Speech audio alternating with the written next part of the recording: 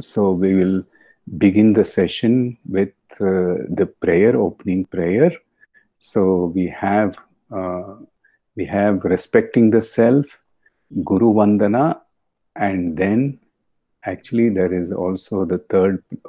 There is a third prayer, which is respect to the Guru Parampara. We'll just go in that order. Antar Jyotihi, Bahir Jyotihi. I would request Kanaka and Ganeshan to chant this prayer, please. You can unmute and chant. Yeah. Om Antarjyotir Bahir Jyoti Pratyajyoti Paratara Jyotireva Jyoti Atma Jyoti Shivosmyaham.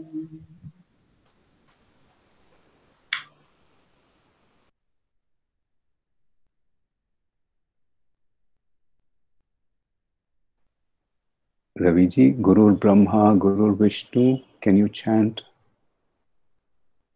Oh, no, sorry, I have to chant something else.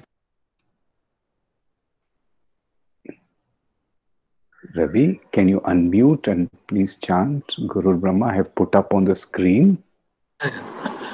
Om Guru Brahma, Guru Vishnu, Guru Devo Maheshwara, Guru Sakshat Parabrahma, Tasmai Sri Guruve Namaha. Akhanda Mandalakaram Yaptam Yena Characharam Tatpadam Darshitam Yena Tasmai Sri Guruve Namaha. Thank you.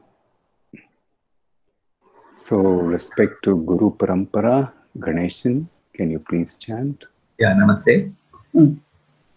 Narayana Samarambha Shankaracharya Madhyamam Asmat Acharya Paryantam Vande Guru Paramparam Sadashiva Samarambha Shankaracharya Madhyamam Asmat Acharya Paryantam Vande Guru Paramparam.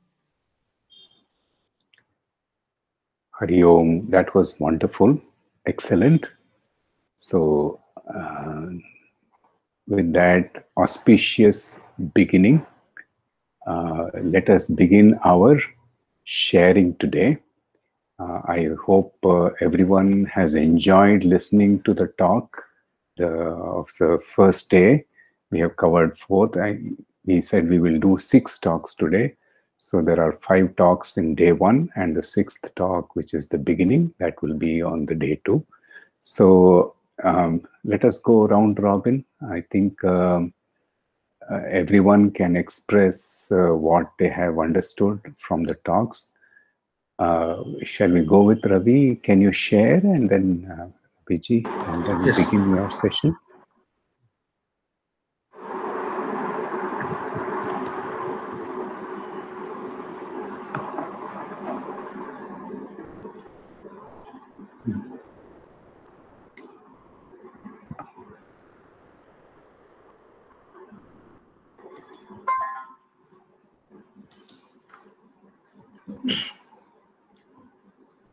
Namaskar.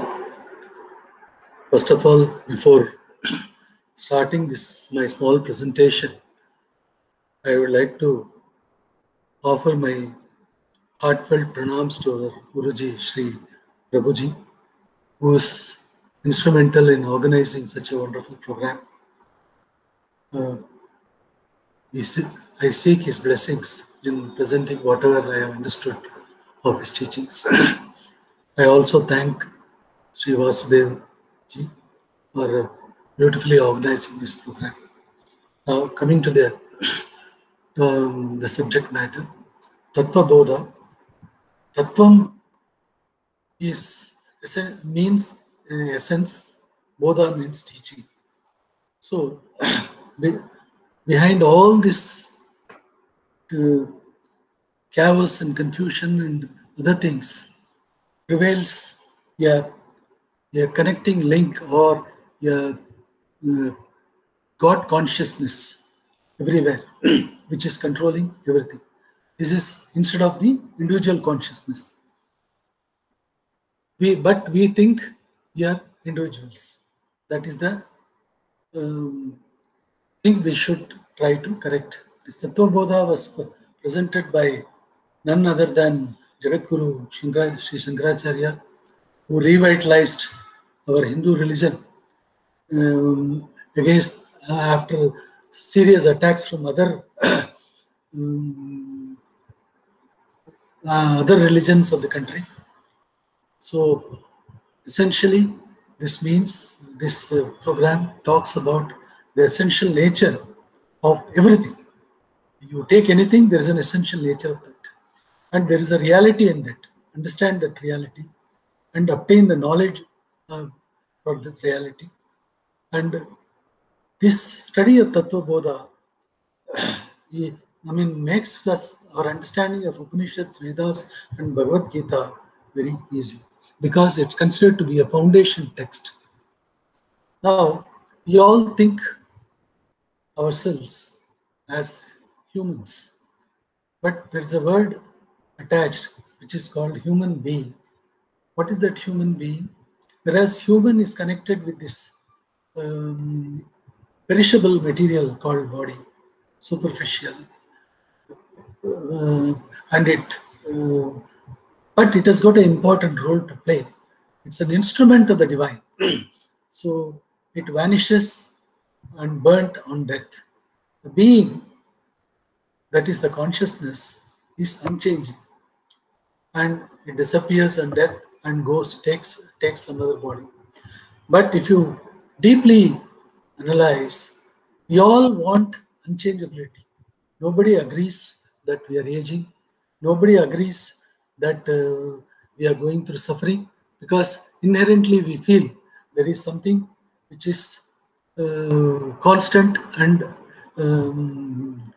keeping us alive. But the unfortunate fact is we forget that very fast and then start running after changing items of life. So the focus should be on unchanging and attainment of peace as a part of this study.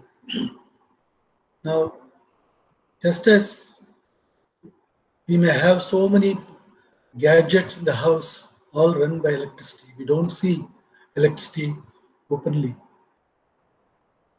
But we know very well there is a current flowing which is keeping everything running. So Brahman is similar to that. Of course, this example is only for the example. Brahman is much more than that. It is said that Brahman is subtler than the subtlest which is available, which can be ever imagined, and human mind cannot comprehend the subtlety of this one. So our effort should be to search for God in every form, look deeply and penetrate into a deeper level. Then certainly we will understand this. Ramana Maharishi used to say that every time you say I am going there, I am going here, I am doing this, that, but you forget the I.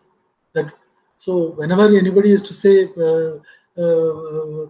come and ask him a question, he used to always tell him back that find out who is asking that question. So why study Tatva Bodha? That is one of the reasons. We interact as various entities, man, woman, husband, wife, etc. in the human level, in the human aspect, which is the cause for all the stress, because we forget that there is unity among all this diversity. So we forget that there is essential nature, which is Atma, and it is present in everybody. So it is the role of the Guru to teach us the real nature and give us the peace. So one thing we can find that one aspect of Tatva Bodha is that Always we say, I am so and so, I am father, mother, boss, I am great, I am small, I am poor, I am rich, all these things. But this I am is common in all thoughts and actions. I is that consciousness, Chit, and Am is the existence, which is Sat. So I am points to Atma. But we mix this unchanging I am with changing, which causes the misery. Ramana Maharishi used to always say, people used to complain to him that I am troubled by thoughts. He says, every thought has got I am as a core, as a root. Find out, go deep into it. You will reach the source. Now, another aspect is there is Sat and Chit, but where is Ananda? Ananda seems to be missing. It is not actually missing. So this word Ananda is derived from the word Ananta, that is infinite. Why it's infinite? And why should infinite give you happiness? You just imagine our mundane things, like you go and stand in front of a Grand Canyon or a great mountainous view. You will be simply mesmerized. So the infiniteness gives you inherent happiness. So this word Ananda is derived from Ananta. But to get that Ananda, we think we have to somehow expand.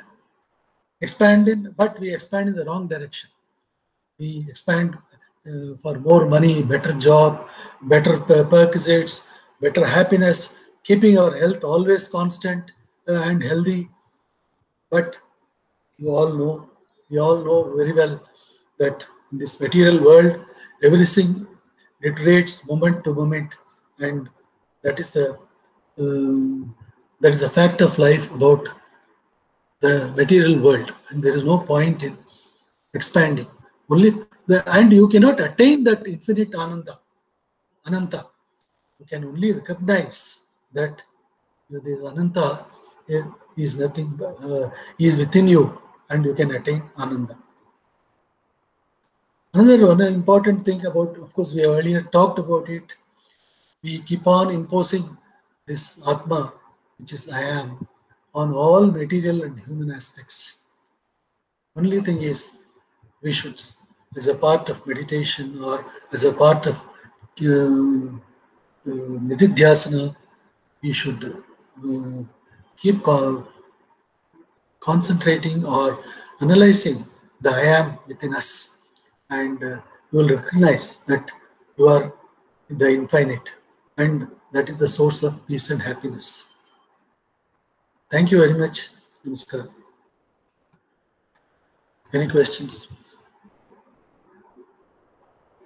So wonderful. So we will move on to the next person. Ganeshan, would you like to share? Start your sharing, and then Kanaka afterwards. No, mine is T2. T2, okay. T2. So I begin with the meaning of Tatva, which is essential nature. Now here we can consider an analogy of a mud pot. We can consider various sizes. Now all these pots have a name and form, and we also know their function. And there is something common in all of them. The name and besides the name and shape, the common feature or nature is the potness. That ness is the tattva or the essential nature in all the pots. Now, further, if you go deeper, the essential nature of this potness, that is essential nature of the essential nature, that is mud. Because without the mud, the pot won't be there. So mud is present in all these pots, though they have different sizes. Now the name shape, form, and function. They to put together, we can call that nature as a superficial nature, and the essence in all the pots, that is the mud, is the essential nature. Now next, it is not only the case with a mud pot, but even a person. Now we all have name, our profession, our qualification, and so on. But all this is our superficial nature. And deep within us is our essential nature, which is the Atma. Now, beyond objects, beyond persons, if you consider the whole world, the world also has a name and form, and that is its superficial nature, whereas the essential nature of the world is God. The essential nature in me or you or the world is the same. That is Atma and God. Both are same. So all of us have the essential nature, which is God. Now we, like for a person, the essential nature, we can always also say the body, mind, and intellect. The superficial nature. And the essential nature is the Atma. Now, if we go still deeper, we can say that we can recognize the essential nature of the world and ourselves to be same. So this also helps us to see God everywhere. And to understand this essential nature or the tattva, deep intellectual clarity is required. And this is also required for the study of Vedanta. Now, these ancient rishis have told that all these material things in nature, that is only, it has a shining appearance. Whatever we see, it's only superficial. Whereas we have to go deep to find God. This penetrating into each object or a person or being and the world, this penetrating and going deep and finding the truth, that is a tattva. That is called Tatva Bodha. Tattva means truth or the essential nature, and Bodha is knowledge. So the knowledge of the essential nature is Tatva Bodha. And this Tatva Bodha is the foundation for the study of Vedantic scriptures, and it helps us to find the presence of God everywhere. Thank you. Very nice. Thank you, Hari Om, Kanaka.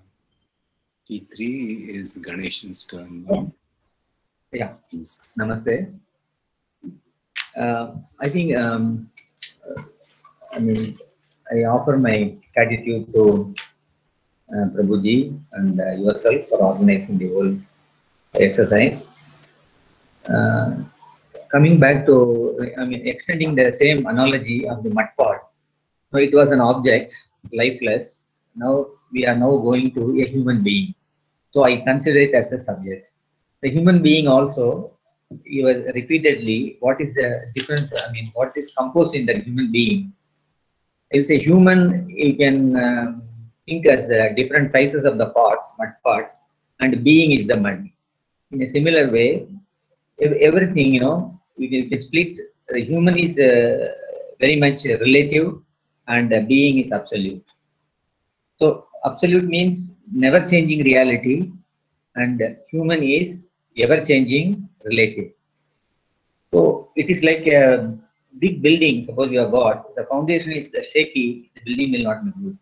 Similarly, if our being aspect is not seriously considered in our life, then the superstructure will collapse.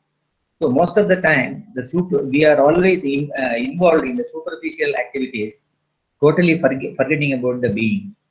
So if we give importance to being and recognize it as the core in our personality, then our life in the superficial world will be more refined.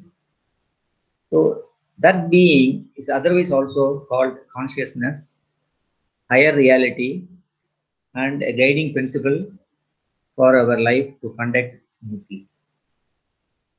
This is what I understand from this human being. Thank you. Thank you so much, Condition. Very wonderful. Before we start the next, can I ask Raviji to stop presenting, please? The screen is still showing the presentation. So can you please stop? Thank you.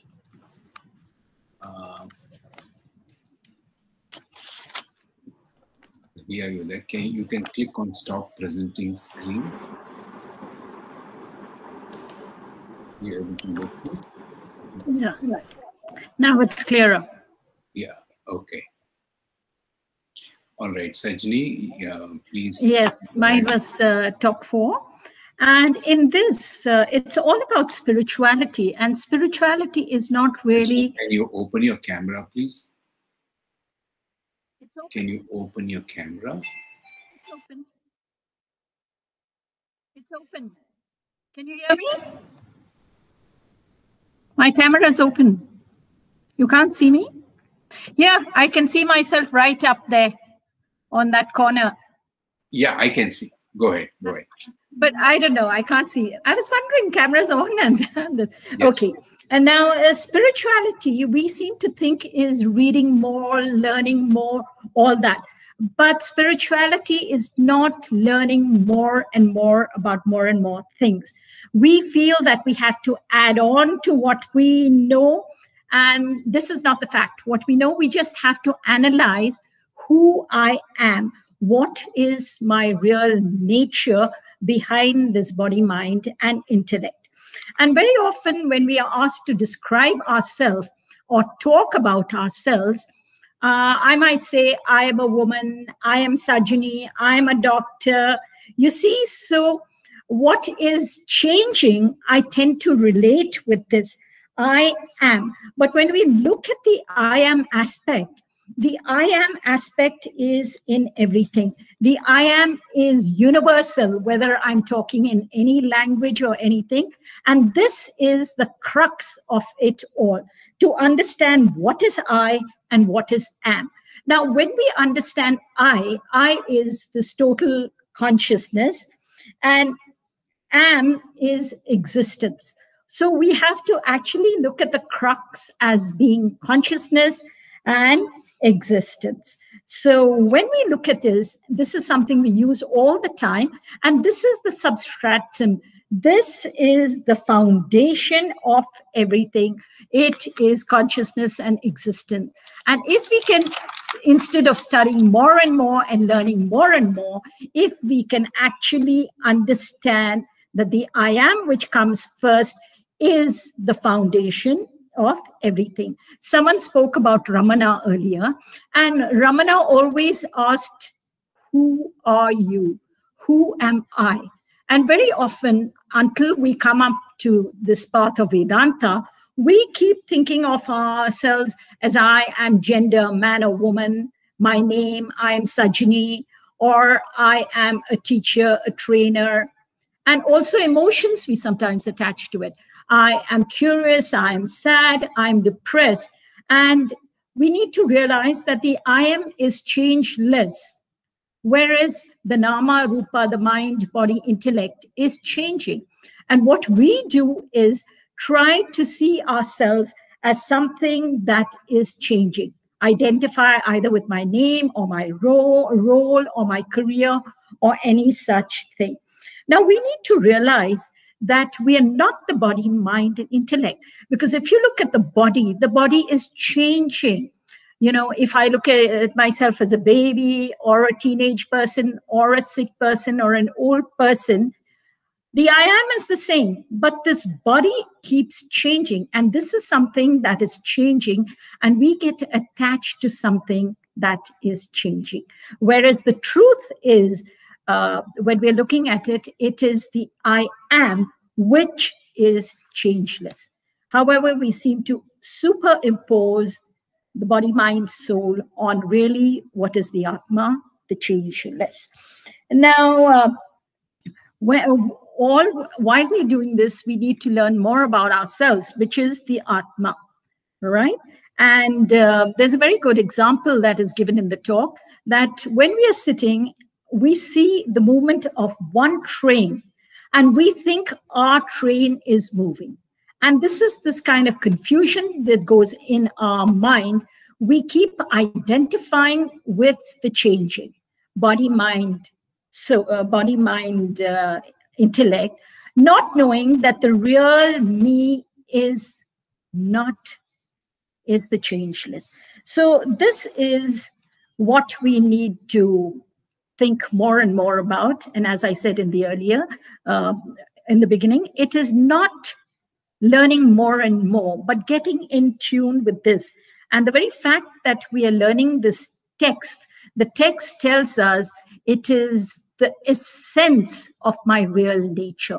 And once I understand this, not through all the reading, all that helps, lectures, but if I can actually go inwards, understand I'm not the body, mind, soul, and understand really who I am, the essence, the true, the tattva, the essence of my true being, then that is Atma Gyan.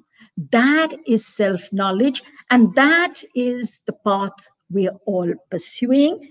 And once we know our essential nature, the Atma, then we can always be at peace, one with the universe. Thank you. Thank you so much, Sajni. Wonderful summary of the understanding. May I request Suresh to share his understanding of the fifth talk? Thank you, Vasuji. Actually, it is really beautifully everybody has explained, and particularly Sajni Madam has really, what is consciousness, what is I, and everything they have improved. So now I will only do my, tell my experience. See, when I went through that registration form, no, where there is a code, the column that what is your expectation from this program. So I saw that everybody was telling that I wanted to know something, I wanted to know Vedanta, I wanted to know self, and that what I reflected from this is that everywhere this knowing is the common element. I want to understand, I want to realize that knowing element which is common to everybody. Why don't we see that knowing? Why don't we know that knowing element itself? So we are going to the depth of the ocean to understand our world. And we are going to the space to explore that, and we are going to every nook and corner. We are going into the body of ours. We want to know everything, but that knowing element, the knowing faculty through which we know everything, why don't we see that knowing itself? Why don't we explore that knowing itself, which is common to all the living beings and which is always present? So that knowing element is what we call as consciousness. That is called what we call as awareness. And the other element is the beingness, which everybody has, as everybody is told, which is always present with us, which is always everybody is that human being, that being part is the common element for everybody. So that being element and the knowing element with Sat Chit we call. So when we explore that, we'll come to know that we are that Sat, we are that Chit, and that's why, that's how we will able to get that Ananda. That is, we call it as bliss. But what I understand from Guruji is that he tells about that the infinite part of us. That is, we are not limited. So that part actually, what I understand from this one. So now what I want to explore is that the analogy which has been shown in our Vedantas, and also our Guruji has used multiple times, where one of them is the rope and snake example.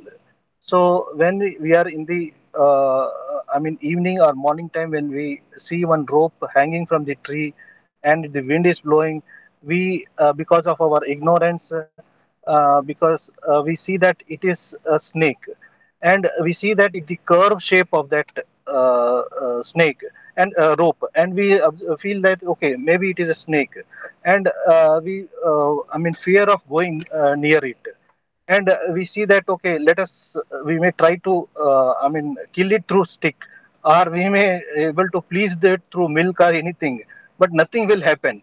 But then some guruji, some but prabhuji or someone may come and tell that okay, you go near, explore that, you touch it, and when we go and touch that, we explore that oh, it is don't have a head, and it is not the touch is like a rope, and we also explore that it is not having any poison. So we come to know that okay, so this is not a snake, it is a rope. So what we come to know from this is that whatever we see is not is maybe appearance. So when you have a knowledge, so if you do anything with your body, you do anything, explore anything of your feeling and mind, but if you don't explore yourself, you will never come to know that what you are. So we have to go inside, we have to realize the fact. Actually, we can't go and expand outside, and there is a limitation everywhere. But what we know about ourselves, when we recognize ourselves, which is always with us, then we have the better understanding. So another example is of the pot and the mud, and which actually the previously also it was explained. So only thing what I want to say is that when you ask everybody that okay, what is this? This is a big pot. Other will say that it is a small pot, but for potter it is a mud only. So if you make a necklace out of that pot also, it is not having any value to the potter. Potter will say that for I see only the mud, and I will only give you the price for the weight of that mud only. So there is never the name and forms may change, but the real crux of the matter is always the essence of it is always our consciousness only. So third example which I want to know is that the pot and the space only. So if you have a big pot, a small pot, if you have what do you say ball, if you have a necklace, whatever the shape of the pots may be, colorful pot it may be there. But if you ask the pot, it will say I am white. If some may say I am a black pot. Some may say I am a big pot. I will make a small pot. When you ask the space inside that pot, so what is your nature? You tell me. If and if it is able to say, it will say that are you fat? You will say no. If you say ask it, are you thin? No. Are you big? No. Are you small? No. Are you which color you are? So it will say that no, I don't have any color. I'm neither fat. I'm neither thin. I am space. I am one. Are you inside the pot? Well, like yes. Are you outside the pot? Yes. I don't know what is inside and outside. I am space. Everything is inside me. So this is a beautiful representation that space doesn't know any duality. It is only one, and that is what we call is as Advaita. So that is the beautiful example which we represent. Another example which I want to present is the spider and the web. So we all we well know that the spider, it from spider only from itself it creates the web, and it lives in that web, and when it requires it is taking the web back into side. So similarly consciousness also from conscious only everything comes, in conscious only we live, and in conscious only everything merges. So another example is that the missing person. We all know that when 10 people cross the river, and the we count, so there is only 9. So he is not counting himself. So when a master or a guru like Prabhuji comes and says that you are that which you are not counting of. So similarly, the consciousness also, we look at the world, the superficial world, our essential nature we forget, and we count on the superficial nature. So when and that we are not able to achieve till some guidance from the Guruji, from Vedanta study, we come to know that yes, ourselves we are not exploring, and ourselves we are not counting on. So another example is the screen and the movie. So if I ask one small child what you are looking at in the TV, so he will say that I'm looking at a movie. So okay, then I switch off the movie. Then I ask that okay, what now you are looking at? He will say that I'm looking at the screen. So then I thought that okay, when you are looking at the movie and now you are looking at the screen. That's all. Yes, I was. The movie is on the foreground, and the background it is the screen. So when the again I switch on the TV, and again this movie is coming. Then I ask, what you are doing? Now he is intelligent. He will say, I am seeing the movie and on the screen. So in the background, screen is there, in front, movie is there. So that is what we call as realization. When in the deep sleep, when our all is switched off, so we are in our true self. But when in the waking state, we are just totally involved in the movie of this Maya, and we forget ourselves. But when we come to know that no, behind this movie, behind this Maya, there is a consciousness, there is a I myself is there. So then we come to know that we realize that yes, what is our true nature. So another one is the light and the colored mirror. So we all know that when it is light passes through green color, we see green glass, we see a green color with red mirror, we see reflected by the red color. So what we understand is that the same consciousness is reflecting through all our minds, and it is showing our the mind, the color of our mind. So it is not the different consciousness, but the same consciousness reflecting through the different mediums. Another example is the dream. So what I want to say about this is that when I asked Prabhuji once that what is that which is the best and the nearest analogy to our true nature, then he told about that the dream is the best analogy, because in our dream I am now in Chennai, I am in Bangalore, I am sleeping now, and I wake and I am now in the dream. I am in the suppose in London. I am roaming on the streets of the London, then the streets of the London, the monuments, the every people, and I am like here I am Suresh, but there if suppose I am like an old woman like a Parvati, then my name changes, my gender changes, my age changes, everything changes. But what are all these things? The monuments, the what do you say, the body, the everything, whatever is that, it is made up of this mind only. And how I am coming to know about all these things? It is through mind only. And what it is all made of? Actually, it is all everything is made of mind only. So we am living in that mind. I am everything is made up of that mind, and also I am knowing through that mind only. Similarly, we are in the cosmic dream. Uh, I mean, I just recently visited Trivandrum. I see that the Padmaswamy temple. So there also I see that it is lying. The Vishnu Bhagavan is lying on the Sheshnag. So this is the cosmic dream which is going through, and we are actually whatever we are dreaming. So this is all the consciousness only. So with that, I want to end with only this definition of consciousness, which I learned from somebody, that it is a consciousness through which everything is known, and it is a consciousness in which everything resides, and out of consciousness everything is made of. And I am that consciousness. You are all of that consciousness. Tatvam Asi. Thank you, sir. Thank you very much. Thank you so much, Suresh. Wonderful, wonderful summary of the fifth talk. Very detailed with many, many examples. So very nice. Thank you so much. So I would be presenting my understanding of the sixth talk. At the very outset, I would like to offer my prostrations to Prabhuji, who has been a great source of inspiration and providing so much clarity to the Vedantic truths. And I would like to also offer my salutations to everyone, the Atma Jyoti in each and every one of us here, the light of the self, because from which is the one that is shining on whatever we are doing and enabling us in this way.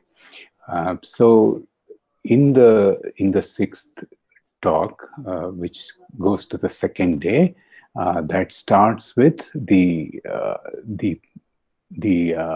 subject matter of the Tatva Bodha, the scripture of the Tatva Bodha, with the first prayer of what Sri Adi Shankara is saying: Vasudevendra Yogindram Natva Jnanam Pradam Gurum Mumukshatvam Hitarthaya Tatva Bodha Abhidhiyate, is what Adi Shankara is saying as an invocatory shloka before beginning the exposition on Tatva Bodha. So here Adi Shankara, the author of Tatva Bodha, is paying his prostrations, offering his prostrations to Vasudeva, who is the Yogindra, who is the master of the yogis. Vasudeva is Sri Krishna. And that is why then there is an inner element, a subtle element here, which even in the teaching of the talk, it comes out very well, that why is Adi Shankara offering his prostrations to Vasudeva or Sri Krishna when his guru is Govinda Padacharya? So the teaching here is that Vasudeva is the one who is residing in the hearts of every being. Vasati iti Vasudeva is what the teaching is saying. So the one who resides in every being is the Supreme Consciousness, the I. He is Krishna, he is Vasudeva. And another name for Vasudeva is Govinda. And the Govinda Padacharya is Adi Shankara's guru. And the meaning of Govinda is, Go is the Vedas or the knowledge, Vinda is to know.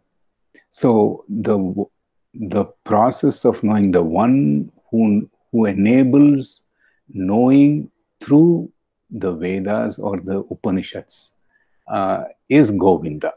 So who else can that be? That can be Shankara's guru. So in one shot, Adi Shankara is covering both the personalities, the universal being, which is Vasudeva, the one who resides in every being, and the very same statement saying that the one who has taught him all this knowledge through the Vedas or through the Vedanta, I offer my prostrations to him. So in saying Vasudeva, he is also referring to his guru. He is at the same time referring to the universal consciousness. And the teaching here is that Ishvaro Guru Neti. That means Ishvara and Guru, God and Guru are not different. It is said in the Upanishadic tradition that when the student is ready, Ishvara or the Lord comes down himself in the form of Guru and teaches the essential nature. And why is the Tatva Bodha being written and presented? Mumukshanam hitarthaya, for the benefit of mumukshu, which means for the benefit of one who is desiring, not desiring the objects, but mumukshu, desiring liberation. For the benefit of the one who is desiring liberation, Tatva Bodha abhideyate. This Tatva Bodha scripture or work is being presented. This is the teaching. This is the very first invocatory shloka or stanza of Adi Shankara. So this is my understanding of going through the teaching of that is presented in the sixth talk, which is the first stanza, the invocatory stanza of Tatva Bodha, presented in day 2. Everyone has presented so beautifully the Tatva Bodha summary, the first day's summary. Before we end, I would just like to ask how this understanding has impacted each one of us in our daily lives. What difference has it made?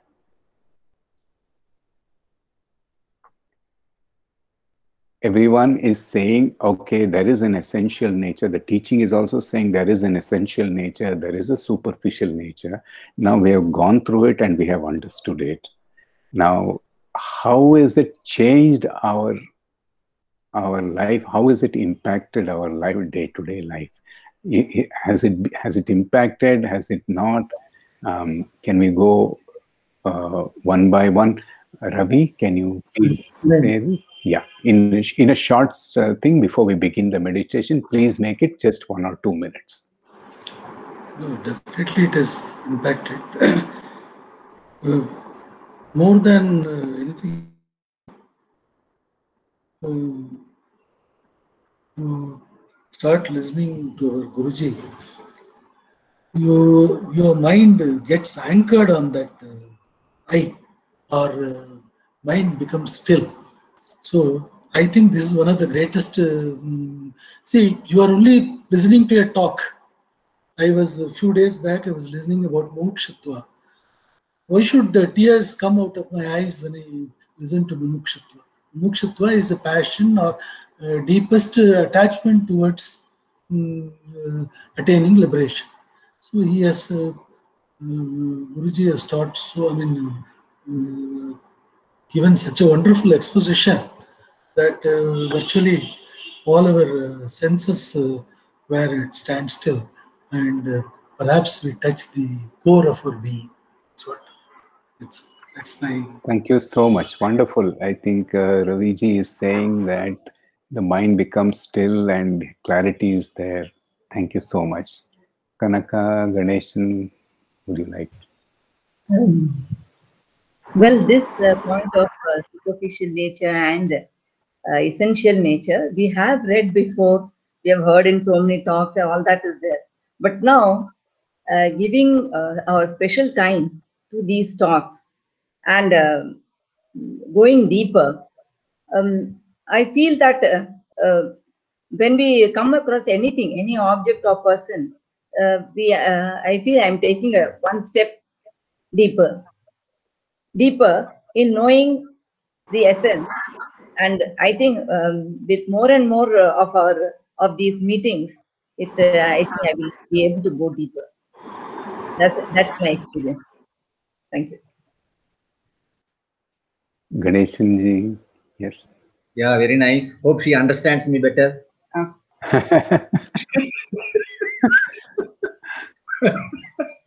So I will say from your Vasuji, you have put all of us on into the active state. From the dormant state, you are bringing us slowly to the active state. From active state to we have to go to the realization state slowly. Thank you. Thank you so much, Sajni.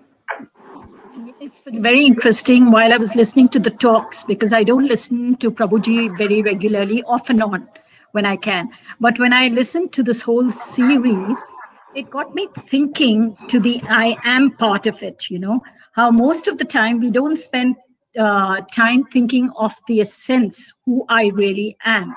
I mean, I might listen to a lot of talks on Ramana and all this, but this was extremely nice. And thank you, Vasuji, because this also got each one to express themselves. And I must say, everyone did that very, very well.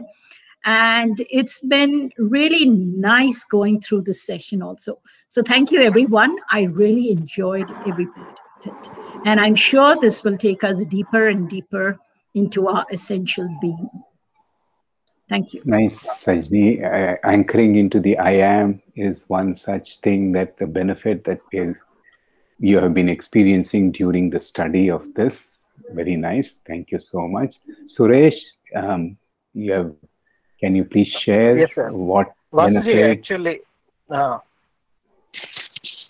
Vasuji, actually, the most benefit is that whenever I listen to Prabhuji or any books and all that, I get an understanding, and I feel that this understanding is correct. But every time it evolves, it comes to know that no, it is more than that.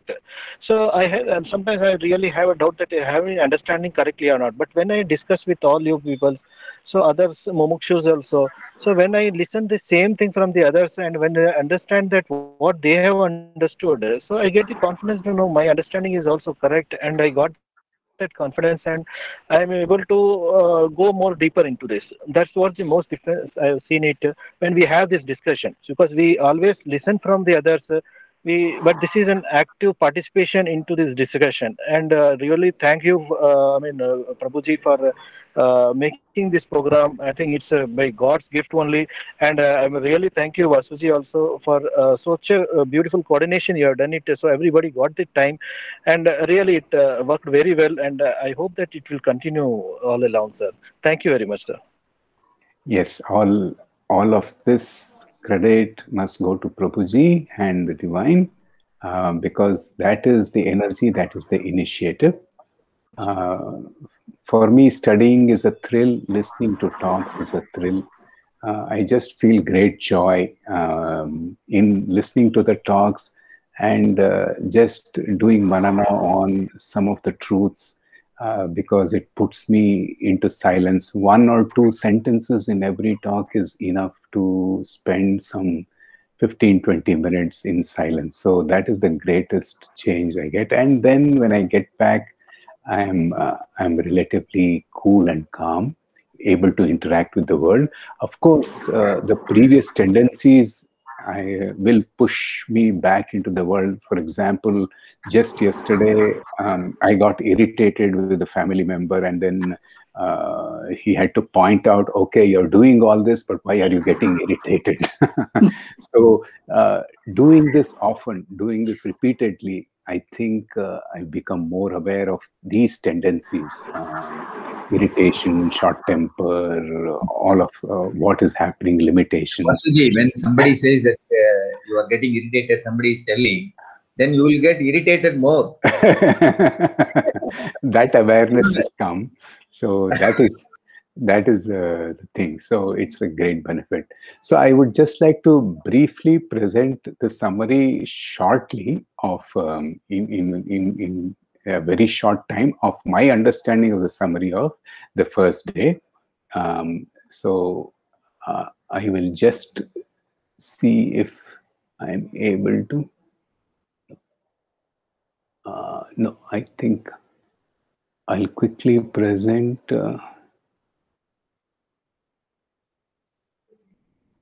Please let me know if you are able to see the screen. Are you able to see my screen? Yeah, we are able. Okay. So, so this is, I think the teaching here is very nice. There are 2 aspects that the teaching is got out very interestingly as an introduction to why Tatva Bodha. Many of us have shared this. Tattva means essential nature, and Bodha is the teaching or throwing light on the essential nature. So all of our essential nature, we are composed of 2 parts, and whenever we have to introduce ourselves, the first thing that we do is tell our name. I am Vasu, I am Kanaka, I am Ganeshan, I am Ravi, I am Sajni, I am Suresh. So this is a very, very normal way of introducing. So I'm just putting this statement, I am Vasu, that Vasu can be replaced by every other individual name as well. Now this has 2 parts, I am and Vasu. And here, if we look at this very simple statement very closely, Vasu is not a single entity. The Vasu is a person, and that personality is multiple entities. It is the name and form, it is the qualities, and it is the roles and relationships. Under these 3 broad categories, we can be defined as being a person. Of course, from these 3, several other secondary and tertiary qualities and characteristics may emerge, but all of it can be grouped under these 3 major qualities. So if we say, I am Vasu as the name and form, I am this much height, this much weight, this is my age, 62 years and 5 feet 10 inches, all of that. And I can say some of the qualities. I'm quiet, I'm good listener, I'm slow and steady, I'm not quick.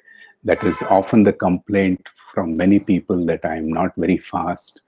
I'm a son, I'm a grandson, I'm a daughter, if I'm a brother, I'm a sister, I'm nephew, I'm cousin, I'm uncle. All these relationships come in. I'm a husband and I'm a father. Then in the roles that we play, engineer, manager in the profession, coach, teacher, public speaker, volunteer, all of these roles and relationships we see. So when in one term Vasu, in one term Kanaka or Ganeshan or Sajni or Suresh or Ravi is embedded all these so many things. So the name is represents a person, and the person is not one but a composite of many things. So if we look at it that way, when we identify with the body, with the quality, with the roles and relationship, then we enhance our personality, we bloat our personality, we amplify our personality. This is what the teaching in the introductory session is saying, that the world, the superficial world is shining, it is glittering, it is very attractive. If you have looked into the teaching of the introductory session, there is one very nice statement that says that the world is shining. That means it becomes attractive. When the person gets amplified because of identification with the world, nothing has happened to I am. But because Vasu has bloated, Vasu has amplified, because of identification with the world, I am has gone to the background. This is the teaching. That means we forget I am or the essential nature because we amplify the superficial nature through one main reason: identifying ourselves with the body. And identifying ourselves with the body mind means also identifying with the objects of the world. It means identifying with the superficial nature of everything. So if we actually see that I am is multiple, but in this, all of this, I am is the variable. If you see, I am is the constant, Vasu is the variable. Sorry, Vasu is the variable, or the person is the variable. And then I am, which is the essential nature, is constant. And the teaching very nicely puts the person is the human part and the essential nature is the being part. And the teaching is very nice. It says we amplify, we focus so much on the human part, we forget the being part. Because though it is constant, it is always available, we do not pay attention to it. Because the world, the object is so attractive, we pay attention to the personality, or the world, or the superficial side of ourselves. This is the fundamental teaching. So there is one teaching here: I am is constant within me. The person in me is a variable, but inside me, I am, within me, I am is constant. So we can say I am is the Atman, which is ever present, and the person or the personality, which is Vasu or any one of us, keeps on varying by identification with name, qualities, form, or relationships and roles. That is one side. But if we notice that as I say I am Vasu, okay, there is also that I engage at a deeper level, that I am all these emotions. Sometimes I am sad, happy, bubbling, I am bored, I am loving, I am resentful, I am helpful, I am selfish, I am agitated, I am calm. So all of these emotions keep varying throughout the day. So in this, I am is still constant, but the emotions are variable. The mind, the thoughts, all the contents of the mind are variable. So when we are subjected to this variation, what happens? We are swinging left to right. once up, once down, sometimes sad, sometimes happy, sometimes bubbling, sometimes bored. Sometimes we are loving, sometimes we exhibit hatred or resentment. Sometimes we are selfish, sometimes we are very, very kind to others. So we are being swayed by all these variations, and this is the cause of all the tension or worry. In fact, in the teaching of the introductory talk, the cause for stress, it is said, is because we identify with the variable part of ourselves. So that is why, because we identify with the variable, we undergo a stress. So if we see here, even within me at the deeper level, all the emotions, thoughts are variable, but within that, I am is constant. So at the body level, the body keeps changing, name, form, characteristic keep changing. I am is constant. I am Vasu. At the emotional level, at the mental level, at the intellectual level also, I am is constant. The emotions and the decision variability in the intellect, that is also variable. Now there is the other side of this. While I am in me is constant, I am in Vasu is variable. Now, if we ask each one of us, who are you? You will say, I am Kanaka, I am Sajni, I am Ganeshan, I am Ravi, I am Suresh, and I am Vasu. See, I am is constant not only in me, but I am is constant across each and every one of us. In each and every form that is there, isn't it? So I am is constant across each and every form means the variability, each and every individual may vary, but there is a common factor in each and every individual, that is still the I am, isn't it? So when I am is common with everything and everybody, what is it? It is Brahman or God.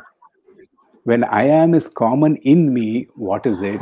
The teaching is saying, I am Atman.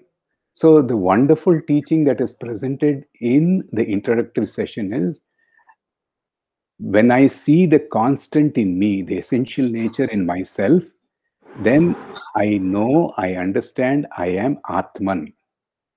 When I see the essential nature in everyone, the I am that is constant in everyone and everything in the world, then I am is God or Brahman. So the essential nature I am, that is Atman, and the essential nature I am, that is Brahman, are qualitatively and essentially the same. This is the wonderful teaching in the introductory session to Tatva Bodha. So there is no difference in the I am that is present in me and the I am that is present in every being. So that being is the being in everyone is Brahman. The essential nature of being in me is Atman. Qualitatively, there is no difference. So this, when I say, when we move from being personal to impersonal, we can recognize I am in me. And when I move from individual to universal, I can recognize that I am in everybody.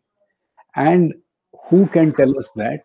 We ordinarily, the society tells us, I am Vasu, because the intellect, the mind is moving outwards, getting attracted to the world. And there needs to be somebody, a teacher, a guru, who will come and tell us, I am Brahman. The essential nature is Brahman. For that, he will remove the outward going mind and take the mind inward to I am. And as we proceed further, he will even negate the I am and say, there is only Brahman, nothing else. This is where only Brahman remains and nothing else remains.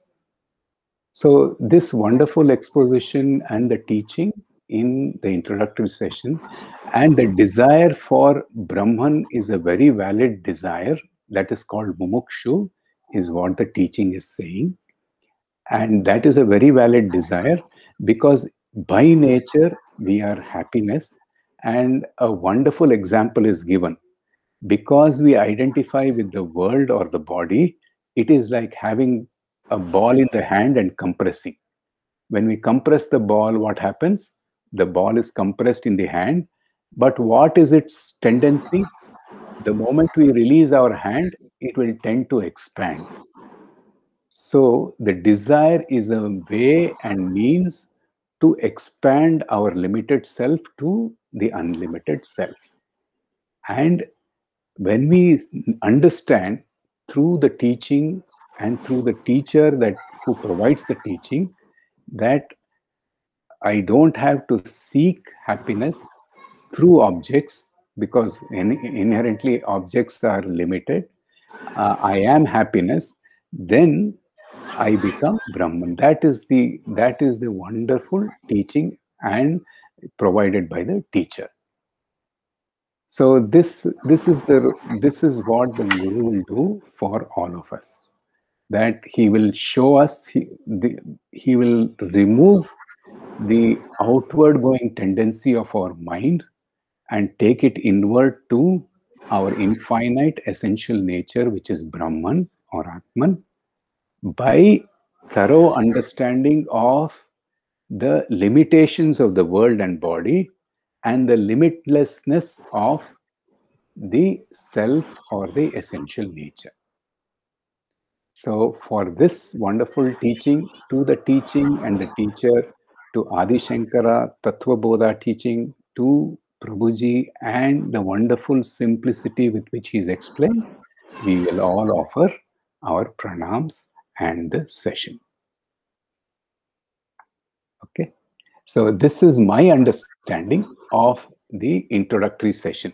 If you have, if you want to add to it, if your understanding is different, I would welcome any ideas before we stop the recording, before we close with a prayer. Thank you so much. It was very well explained, Basuji. Okay, so no, it's Vasuji also very well animated also. So the way the presentation was given, it was imprinted into the mind actually. That is thanks to PowerPoint. Thank you.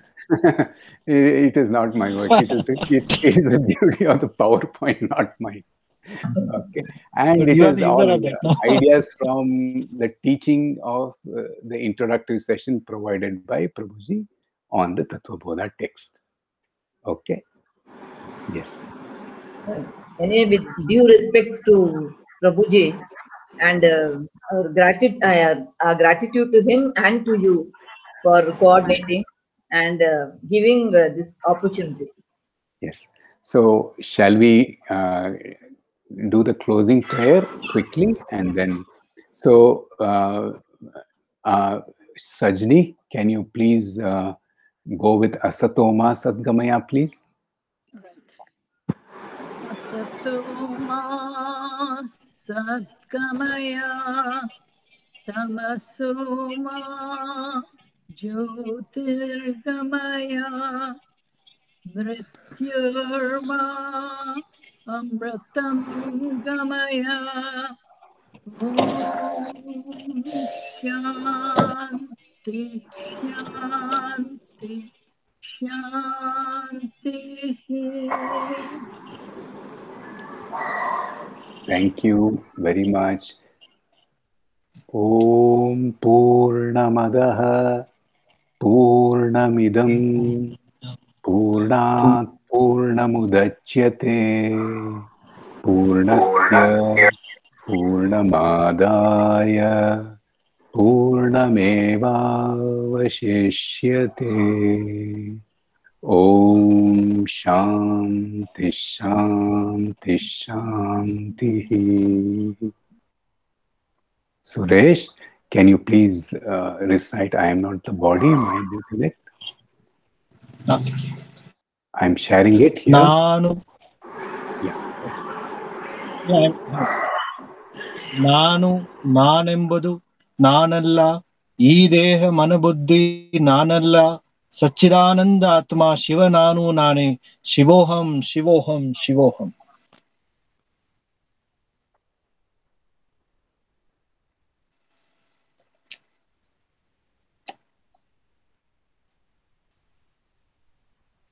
Oh, did you able to hear it?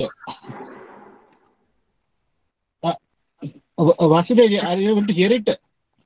Yes, I'm able to hear. Would you like to chant Atma Darshanam, Satya Darshanam also? I'm sharing. Okay.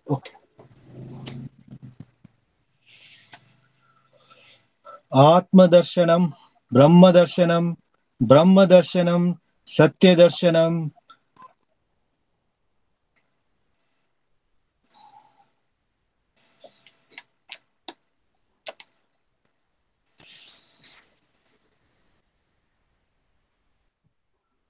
So let us keep our mic on mute and chant Loka Samastaha before we close today, and then we'll just do a short meditation after closing the recording. Loka Samastaha Sukhino Bhavantu. Loka Samastaha Sukhino Bhavantu. Loka Samastaha Sukhino Bhavantu. Om Shanti Shanti Shanti. Hari Om. Om Tat Sat Brahmarpanamastu.